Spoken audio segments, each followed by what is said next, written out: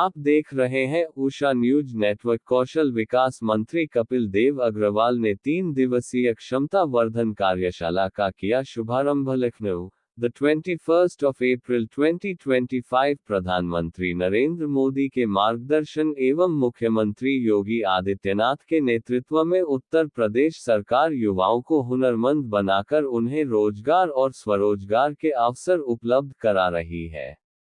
व्यावसायिक शिक्षा, कौशल विकास एवं उद्यमशीलता विभाग द्वारा युवाओं को रोजगारपरक प्रशिक्षण प्रदान कर विभिन्न औद्योगिक संस्थानों में सेवायोजित किया जा रहा है। प्रदेश की अर्थव्यवस्था को $1 ट्रिलियन तक पहुंचाने के लक्ष्य में इन हुनरमंद युवाओं की महत्वपूर्ण भूमिका है। उक्त विचार उत्तर प्रदेश सरकार के व्यावसायिक शिक्षा, कौशल विकास एवं उद्यमशीलता राज्य मंत्री स्वतंत्र प्रभार कपिल देव अग्रवाल ने 3 दिवसीय क्षमता वर्धन कार्यशाला के शुभारंभ अवसर पर व्यक्त किए। ये कार्यशाला सोमवार को लखनऊ के hotel Centrum, Ansal, Sushant golf city में दीप प्रज्वलन कर प्रारंभ की गई। मंत्री अग्रवाल ने कहा कि प्रदेश में युवाओं के लिए हर क्षेत्र में अनेक संभावनाएं मौजूद हैं। दैनिक जीवन की आवश्यकताओं के अनुरूप प्रशिक्षित मानव संसाधन की मांग बढ़ रही है, जिसे देखते हुए हर जिले में कौशल प्रशिक्षण केंद्र खोलने की तैयारी की जा रही है। उन्होंने प्रशिक्षण प्रदाताओं से आह्वान किया कि वे गुणवत्तापूर्ण प्रशिक्षण प्रदान कर युवाओं का भविष्य निर्माण करें। उन्होंने ये भी निर्देश दिया कि अच्छा प्रदर्शन करने वाले प्रशिक्षण प्रदाताओं को प्रोत्साहित किया जाए तथा कमजोर प्रदर्शन करने वाले प्रदाताओं के विरुद्ध कार्यवाही सुनिश्चित की जाए। प्रमुख सचिव व्यावसायिक शिक्षा एवं कौशल विकास डॉक्टर हरि ओम ने कहा कि उत्तर प्रदेश की विशाल जनसंख्या को देखते हुए युवाओं को व्यापक स्तर पर प्रशिक्षण दिए जाने की आवश्यकता है। उन्होंने प्रशिक्षण की गुणवत्ता को बेहतर बनाए रखने, प्रशिक्षणार्थियों से फीडबैक लेने और कौशल विकास मिशन तथा ITI के माध्यम से युवाओं को आत्मनिर्भर बनाने की दिशा में ठोस कदम उठाने पर जोर दिया। उत्तर प्रदेश कौशल विकास मिशन के निदेशक अभिषेक सिंह ने कहा कि ये कार्यशाला विभाग के अधिकारियों, परियोजना कार्यान्वयन एजेंसियों,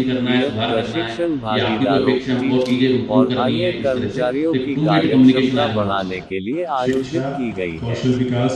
कार्यशाला में आपसी संवाद के माध्यम से जमीनी स्तर की समस्याओं का समाधान खोजा जाएगा। कार्यशाला के पहले दिन आयोजित तकनीकी सत्रों में परियोजना प्रारंभ, प्रशिक्षण केंद्र संचालन, अभ्यर्थी प्रबंधन, कौशल पंजी और कौशल भारत पोर्टल के माध्यम से help desk, on job training, मूल्यांकन, वित्तीय प्रबंधन मॉड्यूल, TFMS, नियोजन एवं प्लेसमेंट प्रबंधन तथा DTUT के Y 2.0 की रूपरेखा पर विस्तृत चर्चा की गई। इसके अतिरिक्त एक इंटरैक्टिव सत्र का आयोजन भी किया गया। कार्यशाला के दूसरे दिन इन्हीं तकनीकी सत्रों की पुनरावृत्ति कर सहभागियों को गहन जानकारी दी जाएगी।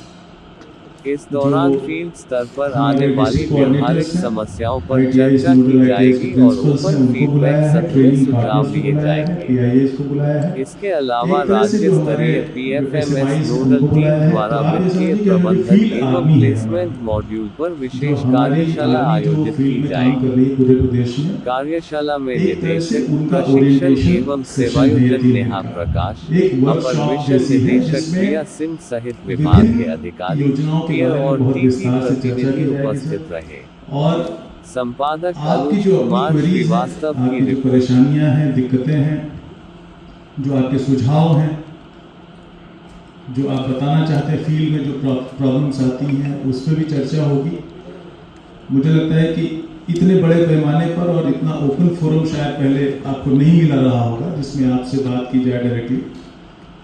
और एक टीम है, देखिए हम लोग तो यहाँ पे बैठ के डिसीजंस लेते हैं, योजनाओं को कहते हैं कि आप ऐसे करिए, वैसे करिए, ये करिए, वो करिए, लेकिन एक सिनर्जी तब डेवलप होती है जब सारे लोग एक साथ इस एहसास के साथ भर जाएं कि आपको एक ही मिशन पे चलना है, एक ही काम करना है और एक तरह से करना है और आप हमारा डिपार्टमेंट युवाओं को रोजगार देने का काम करता है, ये मार्केटिंग हमारी क्यों नहीं हो पा रही, हम इसके सामने फेल क्यों?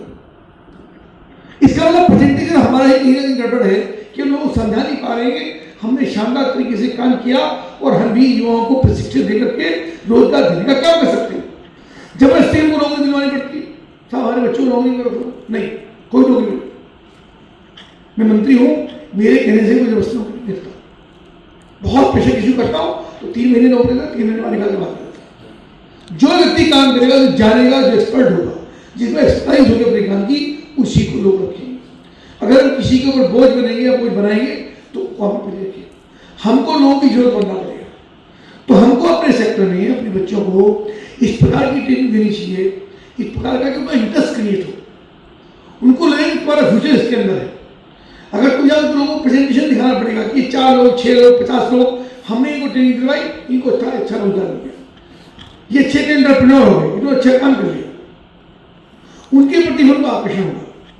काम करने वालों की अपार संभावनाएं हैं, लोगों की जरूरत के पास संभावना। घरों में, हमारे अपने घर के अंदर जो आप बैठे हो, जिस सेक्टर में आप ट्रेनिंग करवाते हो, उस सेक्टर में जब आपको किसी मैन पावर की जरूरत पड़ती होगी, तब आप किसी दुकानदार को फोन करते होंगे, जरा फ्रीज वाले को भेज दो, टीवी मैकेनिक को भेज दो, पीछे पंखा आवाज कर रहा, जैसे कंडेंसर खराब हो रहा, या इसको भेज दो, एसी गड़बड़ कर रहा है, इसकी सफाई हुई, या इसको भेज दो।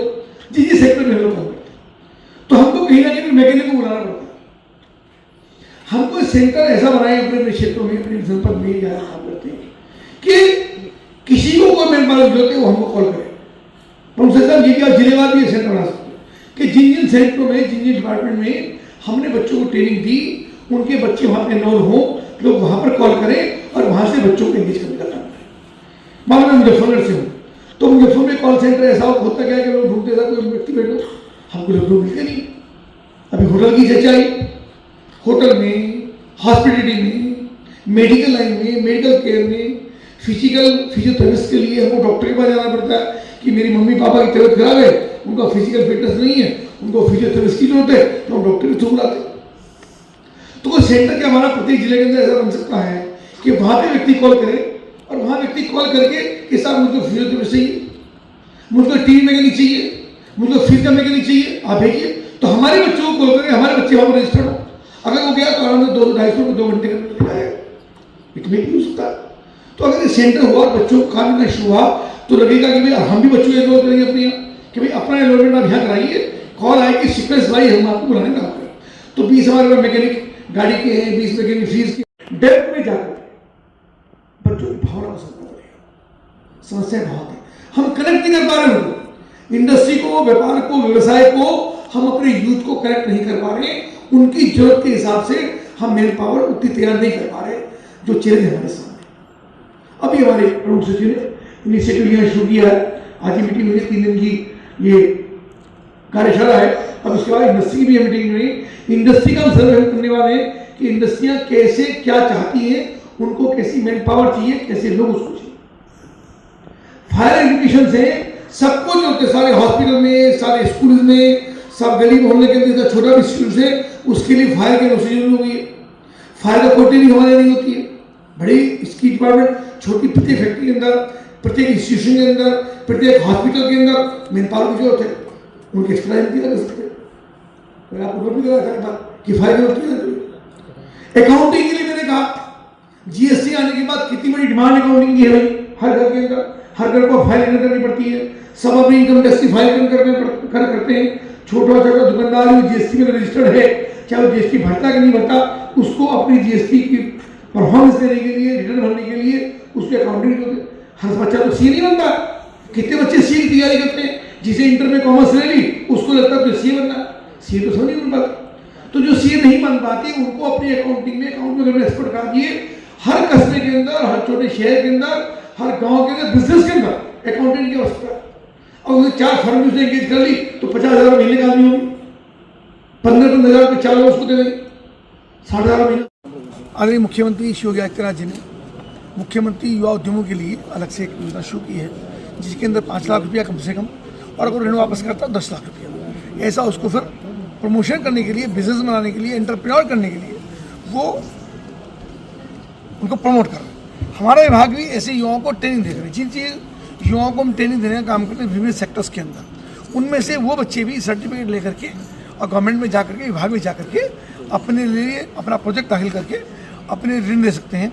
लेकिन सबसे बड़ी बात इसके अंदर है, किसी प्रकार की गारंटी उसके अंदर नहीं देनी होती है, और गारंटी ना देकर सीधे बैंक उसको फाइनेंस करते हैं और बहुत न्यूनतम इंटरेस्ट के ऊपर वो पैसा मिलता है और युवाओं को रोजगार करने के अंदर अवसर मिलते हैं। जो हमारा विभाग है व्यवसाय शिक्षा और कौशल विकास, उसके अंदर जिस प्रकार से आज ये कैपेसिटी बिल्डिंग वर्कशॉप 3 दिन की हुई है, मैं धन्यवाद करूँगा अपने प्रमुख सचिव का, अपनी पूरी टीम का, जिन लोगों ने सब अलग अलग सेक्टर में, DDU GKY में भी, मिशन के अंदर भी, MIS भी, हमारी ITI के प्रिंसिपल MDs, इसके अलग अलग 3 दिनों के अंदर ये सब लोग आएंगे और उनको आगे उनकी समस्याओं को सुनना, उनकी बातों को सुनना, डिपार्टमेंट कैसे और आगे बढ़े, कैसे हम रिजल्ट ओरिएंटेड बने, कैसे युवाओं को जो हमारा टारगेट है, माननीय प्रधानमंत्री श्री नरेंद्र मोदी जी जिस लक्ष्य के साथ आगे बढ़ रहे हैं, उनका लक्ष्य है कि 2047 तक हमको देश को विकसित राष्ट्र बनाना है।